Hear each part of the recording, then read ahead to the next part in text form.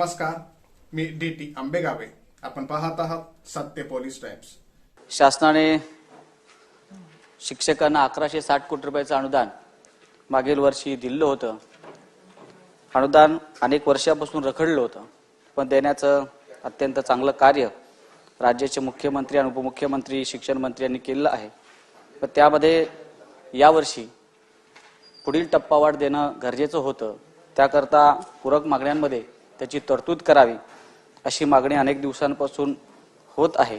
तर माझी विनंती की या वर्षाच्या टप्पावाढमध्ये त्या पूरक मागण्यांमध्ये त्याची तरतूद करावी. त्याचबरोबर हे 1160 कोटी रुपयाचं अनुदान देताना ज्या ज्या अडीअडचणी शाळांसमोर आल्या होत्या त्याच्या त्रुटी बऱ्याचशा शाळांनी पूर्ण केलेल्या आहेत. त्यामध्ये शेवटच्या वर्गाची पटसंख्या असेल तर त्यांना सुद्धा तातडीने जे राहिलेलं अनुदान आहे ते सुद्धा वितरित करावं. त्याचबरोबर खाजगी शाळेतील शिक्षकांची जी भरती आहे ती सर्व शाळांची अल्पसंख्याक शाळांसकट 100% भरती करावी अशी विनंती आहे.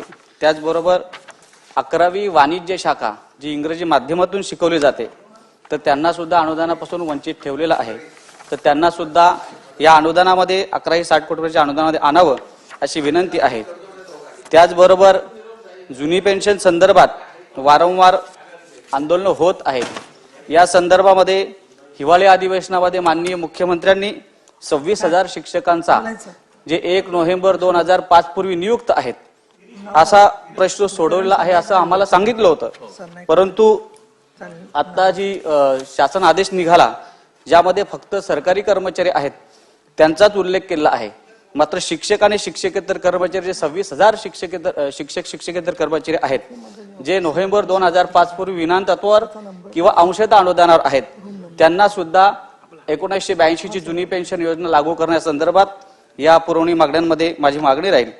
त्याचबरोबर अर्धवेळ शिक्षक आहेत जे माध्यमिक आणि उच्च माध्यमिक शाळेतील त्यांना सुद्धा पूर्णवेळ करून त्यांचंही समायोजन करणं गरजेचं आहे. दुसरं, महसूल विभागात बाब क्रमांक 23 ते 27 पान नंबर 17 ते 23 शैक्षणिक संस्थांना जमीन देण्यासंदर्भात सप्टेंबर 2023 मध्ये शासन आदेश पारित झाला आहे. मात्र त्यामध्ये अनेक शाळा संस्था आहेत ज्या सरकारी जमिनीवरती गायरान किंवा गुरचरण जागेवर आहेत. तर जशी सवलत त्या याच्यामध्ये शासन आदेशामध्ये सरकारी जमिनी संस्थांना दिलेल्या आहेत त्यामध्ये गायरान आणि गुरचरण सुद्धा अंतर्भूत करून अशा संस्थांना जमिनी नाममात्र दराने त्या ठिकाणी द्याव्या अशी माझी विनंती राहणार आहे. त्याचबरोबर उच्च आणि तंत्र शिक्षण विभागामध्ये बाब क्रमांक 69 ते 71 पान नंबर 47 व 48 अनेक दिवसांपासून 2001 पूर्वीचे 78 महाविद्यालय आहेत त्यांना 100% अनुदान मिळावं म्हणून सातत्याने मागणी आहे. त्याची सुद्धा मागणी आहे ती सुद्धा या बजेटमध्ये पुढील तरतुदीमध्ये त्यामध्ये आणावं अशी माझी विनंती आहे.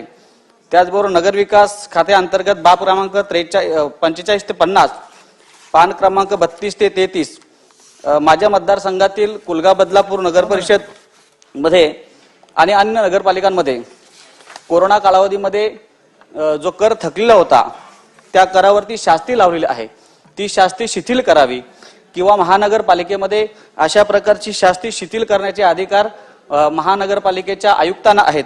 तशाच प्रकारचे जर का आदेश किंवा अधिकार जर नगरपालिकेच्या मुख्य अधिकाऱ्यांना मिळाले तर तो कर सुद्धा वसूल होईल आणि ती शास्ती कमी केल्याने लोकांमध्ये सुद्धा आनंदाचं वातावरण निर्माण होऊ शकते. त्याचबरोबर ठाणे, नवी मुंबई या भागातील जे नगरपालिकेतील शिक्षक आहेत त्यांना अनेक दिवसांपासून त्यांचे कायम मान्यता मिळावी याकरता सातत्याने आंदोलन होत आहेत. तर त्यांना सुद्धा कायम करावं. बऱ्याचशा शिक्षकांना जे शिक्षण सेवक होते त्यांना मात्र कायम केलेलं आहे, पण जे 10-10, 15-15 वर्षापासून त्या ठिकाणी काम करतात अशा शिक्षकांना न्याय मिळाला नाही त्यांना सुद्धा न्याय मिळावा अशी विनंती आहे. त्याचबरोबर सामाजिक न्याय बाब क्रमांक 100 ते 101 पान नंबर 78-80 दिव्यांग शाळा ज्या आपल्या राज्यामधल्या आहेत त्यातील अनेक शाळांना 100% अनुदान देण्याची तरतूद आहे.